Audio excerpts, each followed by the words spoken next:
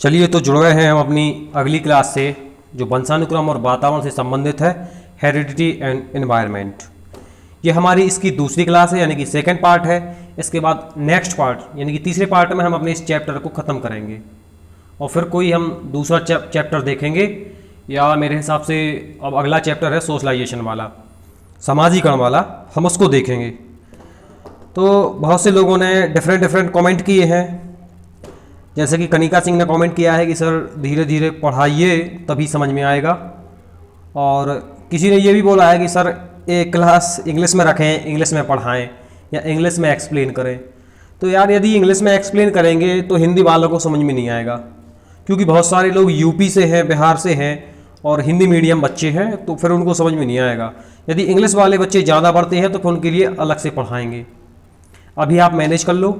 इसके बाद शशि भूषण ने पूछा है कि संस्कृत कब से होगा, सत्यम ने पूछा है कि इंग्लिश कब से होगा, मैथ कब से होगा, और सपना गुप्ता ने पूछा है कि सर मैथ्स में बहुत प्रॉब्लम हो रही है, मैथ्स में प्रॉब्लम हो रही है। देखिए, एक 20 तारीख से मैथ की क्लास होने वाली थी और सभी क्लासें 25 से होने वाली थी, लेकिन इंटरनेट मेरे पास इतना अवेलेबल नहीं था। मैथ की क्लास में बहुत इंटरनेट लग रहा था, तो कुछ ऐसी और भी अव्यवस्थाएँ थीं जो व्यवस्थित नहीं हो पाई थीं, इसलिए क्लास आपकी डिले हो गई। बाकी मैं 1 या 2 दिन में आपकी मैथ की क्लास, या फिर आज से ही, आज या कल में आपकी मैथ की क्लास शुरू कर दूंगा, और बाकी क्लासें आपकी 25 तारीख के आसपास शुरू हो जाएंगी। यदि आपने हमारे चैनल को सब्सक्राइब ना किया हो तो सबसे पहले आप हमारे चैनल को सब्सक्राइब कर दें, लाइक कर दें, और किसी एक या कोई एक भी दोस्त हो आपका जो तैयारी करता हो टीचिंग एग्जाम्स की, उसको शेयर कर दें। चलिए तो अब हम शुरू करते हैं। आज हमने कुछ क्वेश्चन भी लिए हैं, आपको मैं दिखा देता हूँ। स्टार्ट करने से पहले आज हमने कुछ क्वेश्चन भी लिए हैं।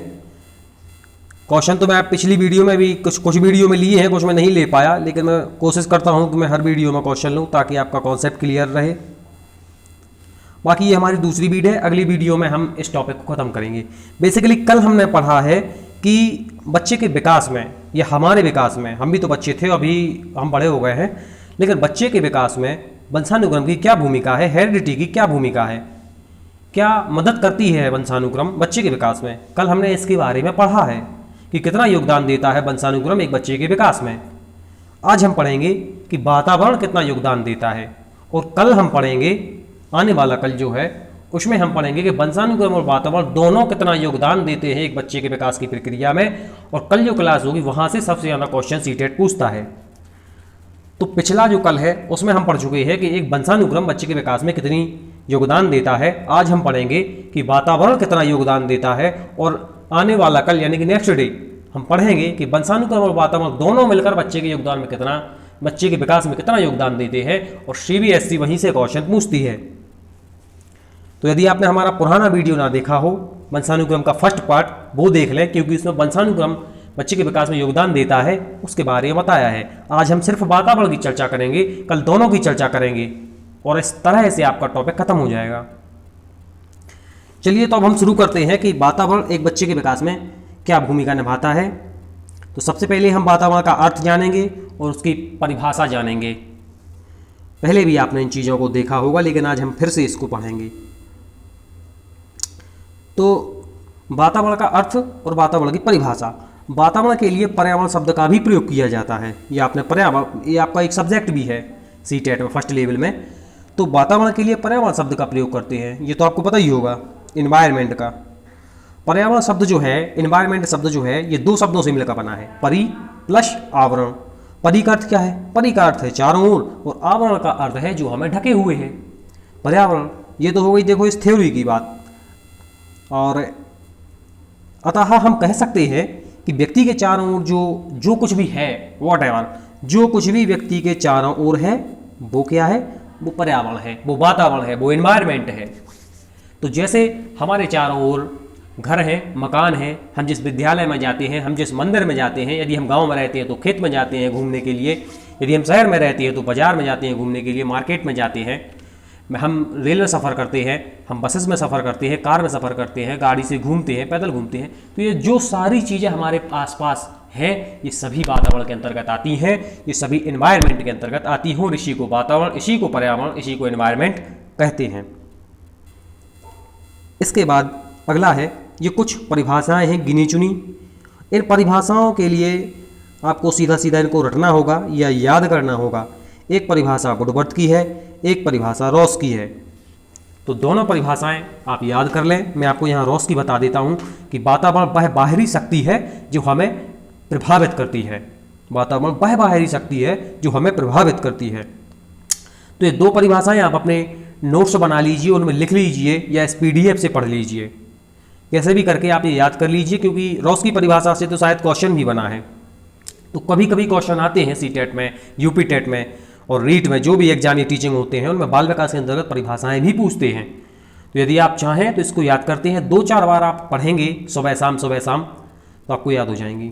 इसमें समझाने का कुछ नहीं है, इसलिए मैं इसको स्किप करके आगे बढ़ता हूँ। अगला है कि बालक पर वातावरण का क्या प्रभाव पड़ता है। Influence of environment on child. Child के ऊपर क्या इन्फ्लुएंस करता है वातावरण, क्या प्रभाव डालता है। कल हमने वंशानुक्रम के बारे में पढ़ा था कि वंशानुक्रम क्या प्रभाव डाल रहा है, क्या योगदान दे रहा है बच्चे के विकास में। आज हम वातावरण के बारे में जानेंगे कि वातावरण बच्चे के विकास में क्या भूमिका निभा रहा है, क्या योगदान दे रहा है, क्या प्रभाव डाल रहा है। बेसिकली वंशानुक्रम क्या होता है। वंशानुक्रम हमें माता पिता से, हमें अपने पूर्वजों से जो गुण मिलते हैं, जो अच्छी अच्छी क्वालिटीज़ मिलती हैं, जो हमें अपने माता पिता से, अपने पूर्वजों से जो विशेषताएं मिलती हैं, उसे हम वंशानुक्रम कहते हैं। और जो हमें वातावरण, जो हमें अच्छी शिक्षा दी जाती है, अच्छा भोजन दिया जाता है, अच्छी बातें सिखाई जाती हैं जन्म के बाद, ये हमारा वातावरण होता है। तो आशा करता हूँ कि आपका कंसेप्ट क्लियर हुआ होगा। और मैं बता रहा हूँ आज कि वातावरण बालक के ऊपर क्या प्रभाव डालता है। कल मैं बता चुका हूँ कि वंशानुक्रम बच्चे के ऊपर क्या प्रभाव डालता है। तो पहला है कि मानसिक विकास पर प्रभाव। जॉर्डन का मत है कि उचित सामाजिक और सांस्कृतिक वातावरण न मिलने पर, यदि बच्चे को उचित अच्छा सामाजिक और सांस्कृतिक वातावरण नहीं मिलेगा तो उसका मानसिक विकास नहीं होगा या उसके मानसिक विकास की गति रुक जाएगी। ये किसने कहा है? ये जॉर्डन ने कहा है, एक वैज्ञानिक है जॉर्डन, ये उनने कहा है। यदि बालक को अच्छा आप सामाजिक वातावरण, अच्छे समाज में जिस समाज में वो रहता है उस समाज में यदि उसे घटिया वातावरण मिलता है, अच्छा वातावरण नहीं मिलता है, तो उसका विकास नहीं होगा, उसका दिमाग नहीं बढ़ेगा, मानसिक विकास। ये किसने कहा? जॉर्डन ने कहा। इसके पहले कल मैंने आपको सिखाया था कि मानसिक विकास पर प्रभाव वंशानुक्रम का भी होता है। और आप लोग कंफ्यूज हो रहे होंगे, सर आज आपने बोला कि मानसिक विकास पर प्रभाव वातावरण का हो रहा है। तो देखिए, ये सारी चीज़ें हैं जो ये अलग अलग मनोवैज्ञानिकों ने दी हैं।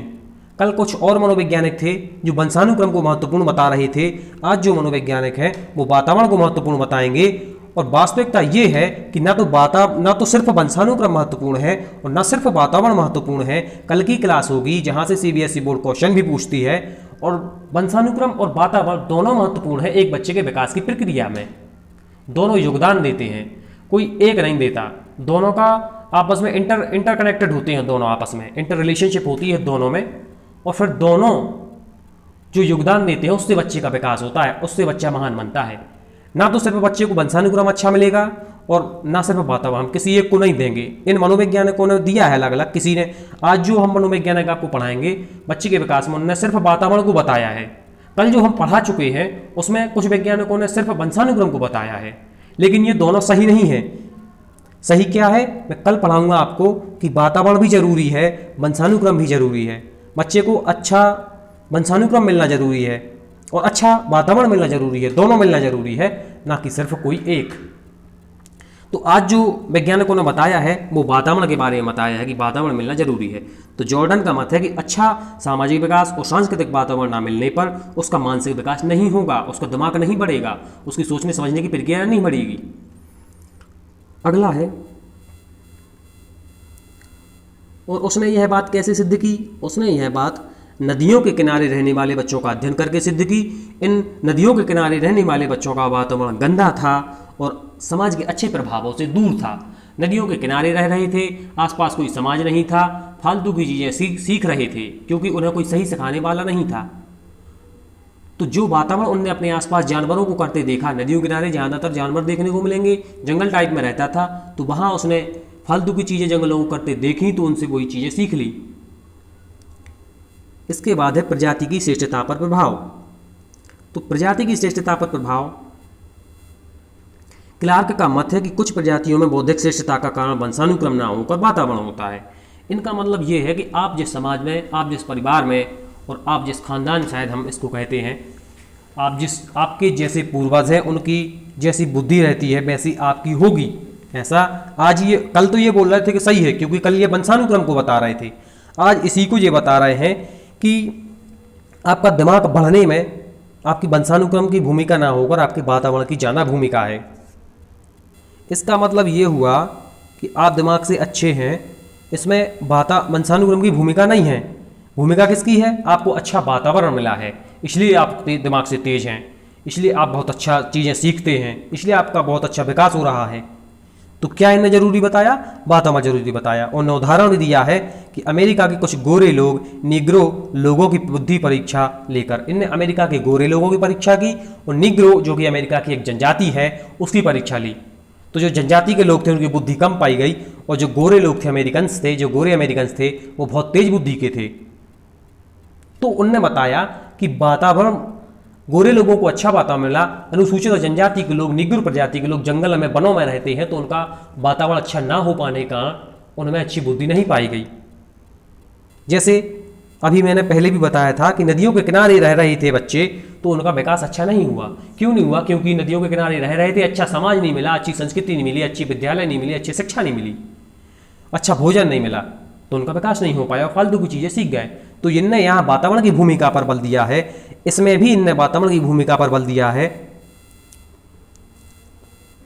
इसके बाद अगला है बुद्धि पर प्रभाव। इनने कहा है कि बुद्धि पर प्रभाव वंशानुक्रम का नहीं पड़ता, किसका पड़ता? वातावरण का पड़ता। कल मैंने बुद्धि पर प्रभाव किसका बताया था? वंशानुक्रम का, क्योंकि कल दूसरे मनोवैज्ञानिक बता रहे थे, आज ये दूसरे मनोवैज्ञानिक बता रहे हैं। तो कुछ ने बताया है जिस प्रकार भारतीय जनता पार्टी हमारे यहाँ वोट मांगने आती है कि हम अच्छा काम कर रहे हैं हमें वोट दो, कांग्रेस आती है या समाजवादी पार्टी आती है कि हम अच्छा काम कर रहे हैं हमें वोट दो, तो हमें सिर्फ अभी इनको पढ़ना है, समझना है कि कौन कैसा है, और फिर अगले दिन जब हम वोट देने जाते हैं तो हम पहले सोच लेते हैं कि किसने अच्छा काम किया, किसने बुरा काम किया, किसने कैसा काम किया, हम ये सारा विश्लेषण करके अपना वोट देते हैं। तो आज, कल आपने पढ़ा कि वंशानुक्रम की क्या भूमिका है, आज आप पढ़ रहे हैं कि वातावरण की क्या भूमिका है, और कल लास्ट जब सारांश इस टॉपिक का होगा, कल सबसे अच्छा वीडियो होने वाला है जिसमें मैं बताऊंगा कि वंशानुक्रम और वातावरण दोनों की भूमिका है बच्चे के अच्छे विकास होने में। तो आज आप पढ़ लीजिए, और यदि कन्फ्यूजन हो रहा हो तो कल का वीडियो देख लीजिए, आज का वीडियो देख लीजिए, दोनों वीडियो देख लीजिए, दो बार देख लीजिए, आपके सारे डाउट क्लियर हो जाएंगे। यदि क्लियर हो जाए तो कृपया कमेंट कर दें। तो बुद्धि पर क्या प्रभाव करता? अब देख लीजिए, एक तीसरे मनोवैज्ञानिक आ चुके हैं, कैंडोल। कैंडोल का मत है कि बुद्धि के विकास में वंशानुक्रम की अपेक्षा वातावरण का प्रभाव अधिक होता है, वातावरण का प्रभाव कहीं अधिक होता है। कैंडोल भी यही कह रहे हैं कि बुद्धि पर वंशानुक्रम का प्रभाव नहीं पड़ता, बुद्धि पर वंशानुक्रम का प्रभाव नहीं पड़ता, वातावरण का प्रभाव पड़ता है। ये कौन कर रहा? कैंडोल। स्टीफन्स भी कह रहे हैं, इसके बाद स्टीफन्स हैं। स्टीफन्स क्या कहते हैं कि जिन बालकों को निम्न वातावरण दिया जाता है, जिन बालकों को निम्न वातावरण दिया जाता है, यानी कि अच्छा वातावरण नहीं दिया जाता, या जिन बालकों को निम्न वातावरण से हटाकर अच्छे वातावरण में रखा जाता है, उनकी बुद्धि, लुब्धि, उनका IQ बढ़ जाता है, उनका दिमाग तेज हो जाता है। तो वातावरण परिवर्तन के समय बालक की आयु जितनी कम होती है प्रायः उतना ही अधिक विशेष परिवर्तन होता है। इसका अर्थ मैं आपको बता रहा। स्टीफन्स के कहने का मतलब है कि बालक को पहले अच्छा वातावरण नहीं मिल रहा था, नदियों के किनारे बालक रहते हैं उनको अच्छा वातावरण नहीं मिल पा रहा था, जंगल में रह रहे थे अच्छा वातावरण नहीं मिल पा रहा था। अब बच्चे, उन्हीं बच्चों को जो जंगल में और नदियों में रह रहे थे, उनको किसी शहर में अच्छी व्यवस्था करवा दिया जाए या आवासीय स्कूल में रख दिया जाए तो वो बहुत अच्छा विकास करेंगे, वो बहुत अच्छा विकास करेंगे, उनका दिमाग बढ़ जाएगा, उनका IQ बढ़ जाएगा। क्यों? क्योंकि अभी उन्हें अच्छा वातावरण नहीं मिल पा रहा था, क्योंकि वो नदियों के किनारे रह रहे थे, वो नदियों के किनारे रह रहे थे, जंगलों में रह रहे थे, अच्छा वातावरण नहीं मिल पा रहा है। यदि उन्हें शहर में किसी अच्छे स्कूल, किसी अच्छा भोजन दिया जाए, अच्छी सारी सुविधाएं दी जाएं तो उनका दिमाग भी बढ़ेगा और उनका अच्छा विकास भी होगा। और ये परिवर्तन आप यदि कम आयु में करते हैं, एक और बात समझिए आप, यहाँ पे एक और बात उन्होंने बोली है कि ये जो परिवर्तन है जितनी कम आयु में होगा, जितनी कम आयु जितनी कम रहेगी, यानी कि बच्चा जितनी कम उम्र का रहेगा, 5 साल, 7 साल, 10 साल, 15 साल, जितनी कम उम्र का रहेगा, 3 साल, 2 साल, तो तो जितनी कम उम्र का रहेगा उतना ही अच्छा विशेष परिवर्तन होगा। यदि बच्चा छोटा है, जंगल के किनारे रह रहा है, वहाँ से उठा के आपने शहर के स्कूल में उसको रख दिया, उसकी अच्छी शिक्षा हुई, अच्छा भोजन मिला, अच्छे कपड़े मिले, अच्छे दोस्त मिले, अच्छा समाज मिला, अच्छी संस्कृति मिली, अच्छा वातावरण मिला, तो वहाँ उसका विकास सबसे बेहतरीन होगा, उसमें सबसे ज़्यादा परिवर्तन होंगे। ये कहने का मतलब है। अगला है उसकी पर्सनैलिटी पर क्या प्रभाव पड़ता है, उसके व्यक्तित्व पर क्या प्रभाव पड़ता है। अब एक और मनोवैज्ञानिक आए हैं कूले। कूले का मत है कि पर्सनैलिटी के निर्माण में व्यक्तित्व के निर्माण में वंशानुक्रम की भूमिका नहीं है। किसकी भूमिका है? वातावरण की भूमिका है। आज जितने भी मनोवैज्ञानिक आएंगे वो सारे वातावरण को अच्छा बताएंगे। कल जितने भी लोग थे, जो निकल चुका है कल जितने भी लोग थे वो वंशानुक्रम को अच्छा बता रहे थे। आज जितने भी लोग हैं, जितने भी मनोवैज्ञानिक हैं, वो वातावरण को अच्छा बताएंगे। और कल दोनों की भूमिका मैं आपको समझाऊंगा, जिससे आपके क्वेश्चन बनेंगे एग्जाम में। तो कूले का मत है कि व्यक्तित्व के निर्माण में वंशानुक्रम की अपेक्षा वातावरण अधिक प्रभाव पड़ता है। उसने यह सिद्ध किया कि कोई भी व्यक्ति उपयुक्त वातावरण में रहकर अपने व्यक्तित्व का निर्माण कर सकता है। उसका मतलब है कि कोई भी व्यक्ति, दुनिया का कैसा भी व्यक्ति हो, अगर उसको अच्छा वातावरण मिलेगा तो उसकी पर्सनालिटी का डेवलपमेंट होगा, उसके व्यक्तित्व का विकास होगा, यदि उसको अच्छा वातावरण मिलता है तो। एक परिभाषा भी वॉटसन ने दी है, जो बड़ी फेमस परिभाषा है। वॉटसन ने कहा है कि आप मुझे 1 दर्जन बच्चे दे दो, और फिर आप यदि कहेंगे आप मुझे 1 डोजेन चाइल्ड, आप मुझे 1 दर्जन बच्चे दे दो, फिर यदि आप मुझे कहेंगे तो मैं उन्हें चोर भी बना सकता हूँ, डाकू भी बना सकता हूँ, पुलिस भी बना सकता हूँ, डॉक्टर भी बना सकता हूँ, इंजीनियर भी बना सकता हूँ, शिक्षक भी बना सकता हूँ। आप जो कहेंगे मैं उन्हें वो बना दूंगा। कैसे बच्चे दो? 1 दर्जन स्वस्थ नवजात शिशु दे दो, मुझे 1 दर्जन स्वस्थ नवजात शिशु दे दो, आप उसे जो कहेंगे मैं उसे वो बना दूंगा। क्यों बना देगा? क्योंकि उसको वो अच्छा वातावरण देगा, अच्छी शिक्षा देगा, अच्छा पालन पोषण करेगा। तो उसने भी वातावरण की भूमिका पर बल दिया है। किसने? वॉटसन ने। वॉटसन ने अपने बच्चे पे प्रयोग किया था जिसका नाम था अल्बर्ट प्रयोग वॉटसन। बताऊंगा कभी आगे, अभी आपके एग्जाम में आता नहीं है ये, उसका प्रयोग तो नहीं बता पा रहा, बाकी मैं बताऊंगा आपको। अगला है बच्चे पर बहुमुखी प्रभाव पड़ता है। बहुमुखी प्रभाव कैसा? कि बहुमुखी प्रभाव मतलब बहुमुख मतलब बहुत सारे मुख, एक मुख मतलब एक मुख। तो इसके नाम, इसको उस शब्द से जो उसका अर्थ निकल रहा है, साधारणतः आप निकाल सकते हैं। बहुमुख मतलब बहुत सारी दिशाओं में विकास, या उसका बहुत सारा विकास, मानसिक विकास भी, शारीरिक विकास भी, संवेगात्मक विकास भी। तो बालक पर बहुमुखी प्रभाव पड़ता है वातावरण का। तो वातावरण बालक के शारीरिक विकास, मानसिक विकास, सामाजिक विकास, संवेगात्मक विकास आदि सभी अंगों पर प्रभाव डालता है। किसी एक अंग पर नहीं कि सिर्फ शारीरिक हो गया, मानसिक नहीं हुआ, सभी पे होगा। बहुमुखी, बहुत सारे पक्ष। तो बालक के शारीरिक विकास, मानसिक विकास, सामाजिक विकास, संवेगात्मक विकास आदि सभी अंगों पर प्रभाव डालता है। इसकी पुष्टि के लिए एबेरॉन के जंगली बालक का एक उदाहरण मैं आपके सामने रखूंगा, जिससे आपके सारे कॉन्सेप्ट क्लियर हो जाएंगे। आपको पता चल जाएगा कि वातावरण में कितनी दम है और वातावरण की कितनी भूमिका है।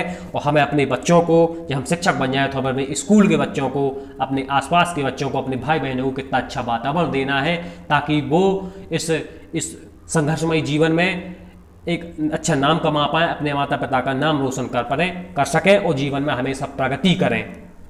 84 लाख योनियों में एक बार हमें जन्म मिलता है, मानव जीवन मिलता है। आप कैलकुलेटर लेके गुणा भाग भी करेंगे तो आप कल्पना नहीं कर पाएंगे कि कितना लंबा पीरियड होता है, तब जाके हमें एक बार मनुष्य का जीवन मिलता है। तो हमें इस जीवन में मेहनत से पीछे नहीं हटना चाहिए, हमें लगातार मेहनत करनी चाहिए, क्योंकि हमें बड़ी मुश्किल से ये जीवन मिलता है और शायद आप पता नहीं आपको कब मिले। तो एबेरॉन के जंगली बालक की हम आपको स्टोरी सुनाएंगे, फिर आपको पता चलेगा कि वातावरण कितनी भूमिका है, कितनी महत्वपूर्ण भूमिका है वातावरण की। तो एबेरॉन के जंगली बालक, आइए हम एबेरॉन के जंगली बालक की कहानी सुनते हैं। यदि कहानी अच्छी लगे तो कृपया कमेंट करें।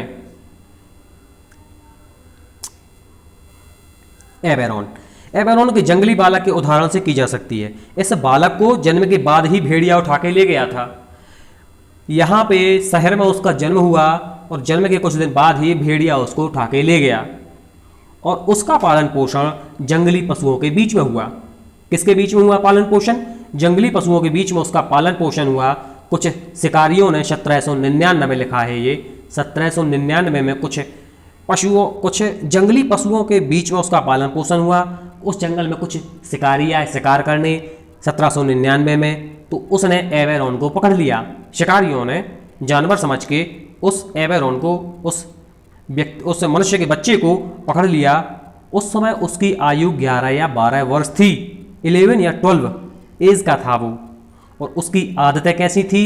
उन शिकारियों ने बताया कि उस बच्चे की आदतें पशुओं जैसी हो गई थीं। उस बच्चे की आदतें पशुओं जैसी हो गई थीं और वह उनके समान हाथों से भी चलता था, पैरों से भी चलता था, हाथों से भी चलता था, पैरों से भी चलता था, कच्चा मांस खाता था। उसमें मनुष्य के समान बोलने, विचार करने, समझने की शक्ति नहीं थी। उसको मनुष्य के समान सभ्य और शिक्षित बनाने के सारे प्रयास असफल हुए। उसको अब लोगों ने सोचा कि भाई इसको हम उठा लाए हैं, अब इसको हम सभ्य बनाएं मनुष्य की तरह। मनुष्य एक सभ्य प्राणी है। असभ्य लोग भी हैं इस दुनिया में, लेकिन हम साधारणतः ऐसा मानते हैं कि मनुष्य एक सभ्य प्राणी है। तो इनने सोचा कि हम इसको सभ्य बनाने का प्रयास करेंगे, इसको शिक्षित करेंगे, अच्छी शिक्षा देंगे। लेकिन उसके सारे प्रयास असफल हुए। क्यों असफल हुए? क्योंकि वो जन्म से लेके 12 वर्ष तक जानवरों के बीच में रहा, उसको वैसा वातावरण मिला, वैसी चीज़ें सीखी, तो वो उनके जैसा हो गया। और अब चूंकि उसकी उम्र बढ़ चुकी है, तो उसको अच्छा बनाने में सारे प्रयास असफल हो गए। जैसे यहाँ मैंने बताया था कि जितनी कम उम्र होगी, देखिए यहाँ मैंने बताया है कि जितनी वातावरण परिवर्तन करते समय जितनी कम उम्र होगी बालक में, उतने ही अधिक विशेष परिवर्तन होंगे। यदि बालक की उम्र कम होती, 3-4 साल का होता, तो फिर भी उसको ट्रेन किया जा सकता था। लेकिन अब चूंकि वो 12-13 वर्ष का हो गया और शुरू से जंगली जानवरों के बीच में रहा, तो अब उसको अच्छी शिक्षा देने का, उसको शिक्षित करने का, उसको अच्छा वातावरण देने के सारे प्रयास असफल हुए। उसको सभ्य बनाने के सारे प्रयास असफल हुए। ये एवेरॉन की स्टोरी थी। यदि आपको स्टोरी अच्छी लगी हो तो हमारे चैनल को सब्सक्राइब कर दें, कमेंट कर दें, लाइक कर दें, किसी अपने एक दोस्त को शेयर कर दें। और इस प्रकार हमने ये आज वंशानुक्रम की क्या भूमिका, आज वातावरण की क्या भूमिका है, इन्वायरमेंट की क्या भूमिका है, आज मैंने ये बताया। इसके पहले की क्लास में मैंने वंशानुक्रम के बारे में बताया, अगली क्लास में मैं दोनों के बारे में बताऊंगा। और इस प्रकार आपका ये टॉपिक फिनिश हो जाएगा। अब इंग्लिश वाले बच्चों से मैं क्षमा चाहता हूँ, क्योंकि मैं इंग्लिश में नहीं समझा पाया। मेरे पास योग्यता दोनों भाषाओं में समझाने की है, Hindi to Hindi, English to English, लेकिन स्टूडेंट मेरे पास हिंदी वाले ज़्यादा हैं, तो मैं माफ़ी चाहता हूँ लोगों से। कृपया आप मैनेज करें। अभी यदि स्टूडेंट की संख्या बढ़ती है इंग्लिश वालों की, तो मैं अलग से इंग्लिश टू इंग्लिश क्लास लूँगा। तो कुछ क्वेश्चन हैं जिस पे सॉल्व करते समय कभी मैंने सॉल्व की थी बुक, तो ये क्वेश्चन मैंने किए होंगे, किए ही थे, तो उन पे ये मैंने टिक लगा दिए थे। इसी टॉपिक पे लगाए हैं टिक, बाकी किसी टॉपिक पे मैंने टिक नहीं लगाए, क्योंकि मुझे बाद में पता चला कि टिक नहीं लगाना चाहिए, क्योंकि दोबारा जब करेंगे तो यदि टिक लगा होता है तो मैं अलग से दिख जाता है, हमारे दिमाग पर प्रेशर नहीं पड़ता। और दिमाग पे प्रेशर पड़ना ज़रूरी है चीज़ें सीखने के लिए। तो फिर अगली बार से मैंने इस चीज़ को सीख लिया था, फिर मैंने अगले टॉपिक से किसी भी टॉपिक में ये साइन नहीं लगाए हैं, लेकिन इसमें मैंने लगा दिए हैं। तो थोड़ा सा क्षमा चाहेंगे आपसे यदि आपको कोई प्रॉब्लम हो तो। बाकी अब हम क्वेश्चन करेंगे। ये नया क्वेश्चन लगेगा आपको कि अनुवांशिकता यानी कि हेरिडिटी को डैश सामाजिक संरचना माना जाता है। कैसी सामाजिक संरचना माना जाता है? प्राथमिक, गत्यात्मक, स्थिर या गौण? तो अनुवांशिकता जो है इसको एक गौण सामाजिक संरचना माना जाता है। चलिए इस क्वेश्चन को मैं छोड़ता हूँ, क्योंकि ये क्वेश्चन जो है थोड़ा सा अजीब है, क्योंकि मुझे एक बुक में इसका आंसर गौण मिला था, एक में स्थिर मिला था, इसलिए मैं इस क्वेश्चन को छोड़ देता हूँ। अगले में करूँगा या इसको मैं ठीक करके करूँगा। मेरे हिसाब से इसका गौण होना चाहिए सेकेंडरी, लेकिन मैं ठीक कर लूँगा तब आपको ये आंसर दूंगा। मैं आपको गलत नहीं पढ़ाऊँगा, ना कन्फ्यूजिंग चीज़ें पढ़ाऊँगा। यदि आपको सही पता हो तो आप इसका आंसर कमेंट करें कि इसका आंसर क्या है। मानव विकास किन दोनों के योगदान का परिणाम है? तो मानव का जो विकास है मैंने बताया है कि ना सिर्फ वंशानुक्रम और ना सिर्फ वातावरण, बल्कि दोनों के योगदान का परिणाम है। थर्ड है आपका आंसर। किसी भी बालक के मानसिक रूप से अस्वस्थ होने, मानसिक रूप से अस्वस्थ है मतलब दिमाग से थोड़ा सा कमज़ोर है, इसका कारण क्या है? उसका परिवार का वातावरण अच्छा नहीं मिला, उसको कक्षा में अच्छा वातावरण नहीं मिला, उसको समाज में पास पड़ोस में अच्छा वातावरण नहीं मिला। उपरोक्त सभी इनमें से सभी सही हैं। वंशानुक्रम के संबंध में, हेरिडिटी के संबंध में कौन सा कथन गलत है, कौन सा स्टेटमेंट फॉल्स है?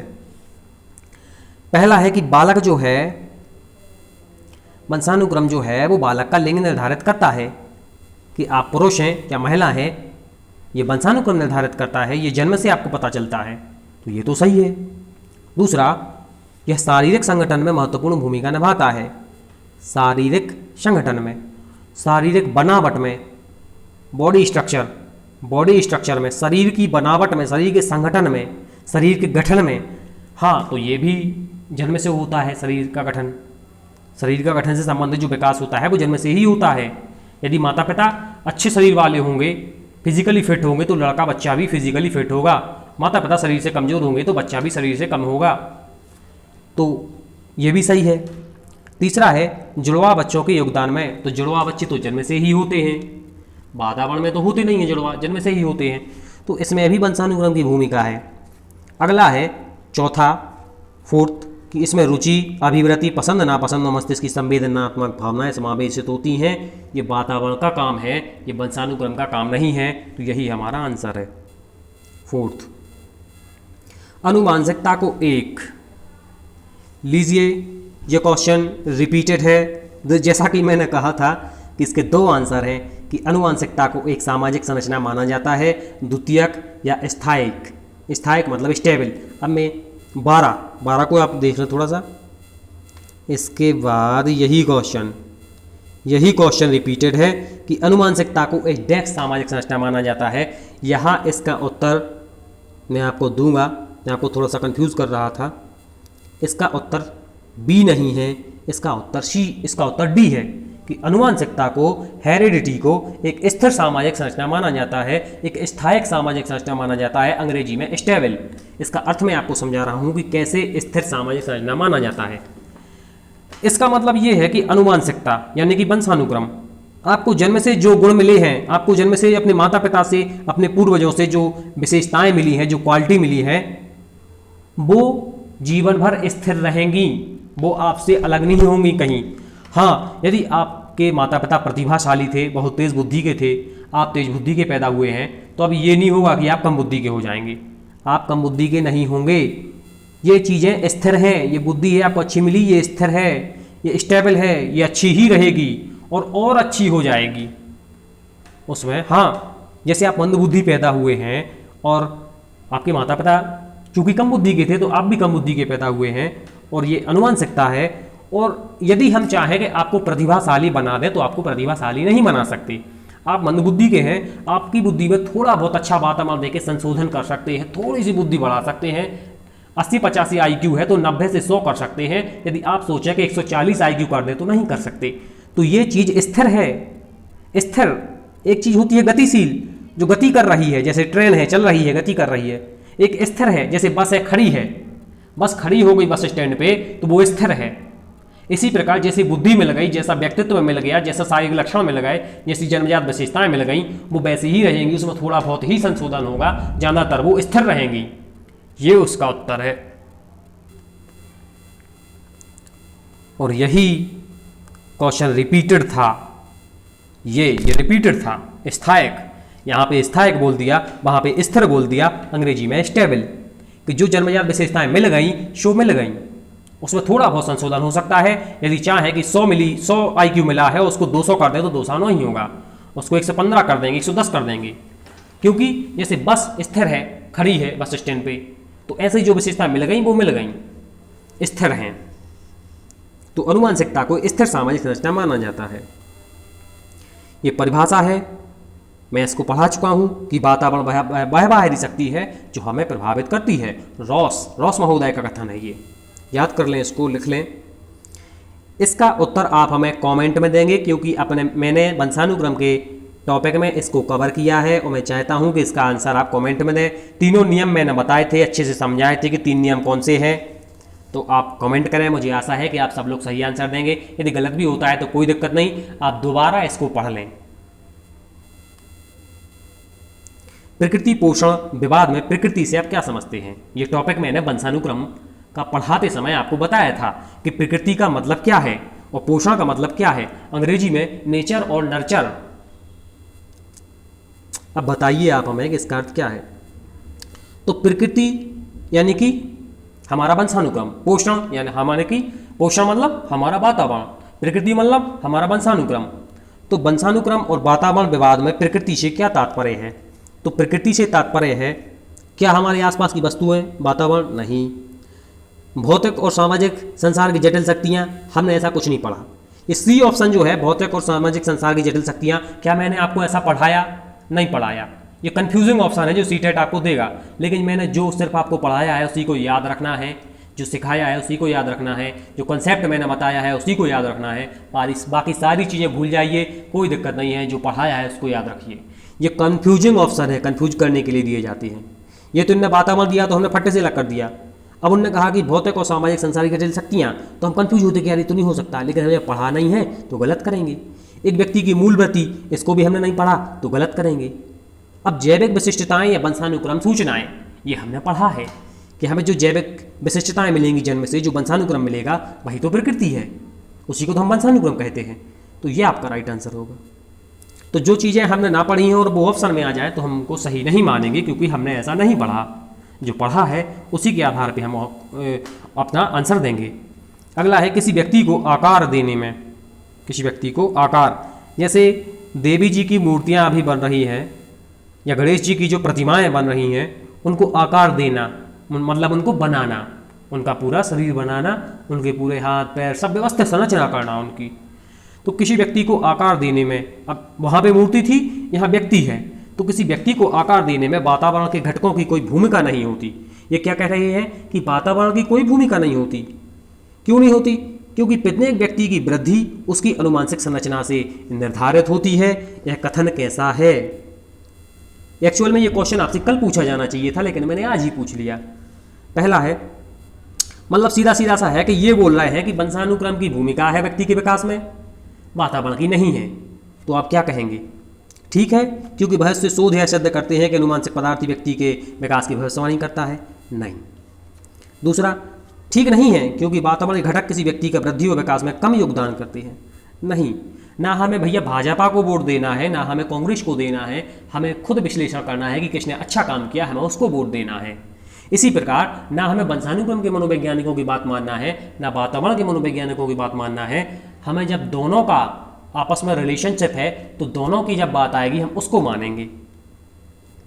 और जैसे कि ऑप्शन में तीसरा आ गया, ऑप्शन में तीसरा आ गया कि ठीक नहीं है कि सिर्फ वंशानुक्रम ही ठीक है, क्योंकि बहुत से शोध यह सिद्ध करते हैं कि मानव के विकास में, मानव को विकसित होने में वातावरण का बहुत बड़ा प्रभाव पड़ सकता है। कैसे प्रभाव? कि जंगलों में रह रहे थे जो बच्चे, नदियों के किनारे रह रहे थे, उनको अच्छे शहर के स्कूल में भर्ती करा दिया, अच्छा समाज मिला, अच्छा वातावरण मिला, अच्छा परिवेश मिला, तो वो बहुत इंटेलिजेंट हो गए और उनने अपने जीवन में बहुत प्रगति की, बहुत महान व्यक्ति बने वो। तो ये हमारा ठीक है। बाकी हम कल इसको, और इस प्रकार हमारा टॉपिक ख़त्म हो गया है। वीडियो 30 मिनट के आसपास रखी जा रही है। मुझे पता नहीं चलता बनाते बनाते कितनी लंबी वीडियो हो जाती है, क्या कैसा रहता है, क्योंकि मेरा पढ़ाने जब मन लग जाता है तो फिर नहीं मैं देखता कि वीडियो कितनी जा रही है। इसलिए आप वीडियो से संबंधित आप कमेंट करते रहा करें, मैं आपकी पूरी कमेंट पढ़ता हूँ। क्या चाहिए आपको? मैथ की क्लास चाहिए? कौन सी क्लास चाहिए? आज से आपकी शायद मैथ की क्लास स्टार्ट हो सकती है, आज से ही, क्योंकि कुछ समस्याएं थी तो उनको मैंने धीरे धीरे सॉल्व किया और अब चीज़ें सुधर गई हैं, तो आज से आपको क्लास मिल सकती है। बाकी 25 से आपको सिस्टमेटिक सारी क्लासें मिलेंगी। आप यदि, और एक बात और सुन लें, आप जो मैंने पढ़ाया है उसको फट्टे से पढ़ लिया करें जल्दी, और रिवीजन कर लिया करें, दोबारा पढ़ लिया करें, क्योंकि आज 8-10 क्लासें हैं, कल 80-85 क्लासें होंगी, 200-250 क्लासें होंगी, तो आपको रिवीजन करने में बहुत समय लगेगा। फिर आप घबराएंगे कि सर इतना जल्दी कैसे करें रिवीजन। इसलिए आप अभी से रिवीजन करते रहें ताकि आपको बाद में समस्या ना हो। मैंने बहुत से लोगों को ये मैसेज करके बताया है कि रिवीजन करते रहा करें। यदि आप ग्रुप से ना जुड़े हो तो ग्रुप से जुड़ जाएं, और नंबर लिख देता हूँ मैं यहाँ पे 9111469758। ये व्हाट्सएप नंबर है मेरा, सिद्धांत बिलथरे, आप ग्रुप से जुड़ सकते हो, उसमें PDF दी जाती है रोज़। अभी व्हाट्सएप ग्रुप है लेकिन संख्या बहुत बढ़ रही है बच्चों की, इसलिए हो सकता है टेलीग्राम बना दें, लेकिन अभी तो यही है। और आप इस पर मैसेज कर सकते हो, बहुत लोग पर्सनल मैसेज भी करते हैं, मैं उनका भी आंसर देता हूँ। तो इस प्रकार हम अपनी वीडियो को समाप्त करेंगे। अगली वीडियो हम टॉपिक को समाप्त करेंगे। यदि आपने हमारे चैनल को सब्सक्राइब ना किया हो, लाइक ना किया हो, तो प्लीज़ मेरी मेहनत को आप थोड़ा सा सराहना कीजिए मेरी, ताकि मेरा कॉन्फिडेंस बढ़े। और इसी तरह मैं आपको जनवरी के आसपास आपका एग्ज़ाम है, दिसंबर 16 से जनवरी 13 तक आपका एग्ज़ाम है। और यदि आप चाहते हैं कि मैं आपके लिए नोटिफिकेशन की वीडियो बनाई, कौन सी भाषा आपको लेना है उस पर वीडियो बनाऊँ, कैसी तैयारी करना है उस पर वीडियो बनाऊँ, और कौन सी किताब पढ़ना है उस पर वीडियो बनाऊँ, तो आप कमेंट करें ज़्यादा से ज़्यादा, ताकि मुझे पता चले कि भाई इनको इस चीज़ की ज़रूरत है, तो फिर मैं उस पर वीडियो बनाऊँगा। और इस प्रकार हम अपनी वीडियो समाप्त करते हैं।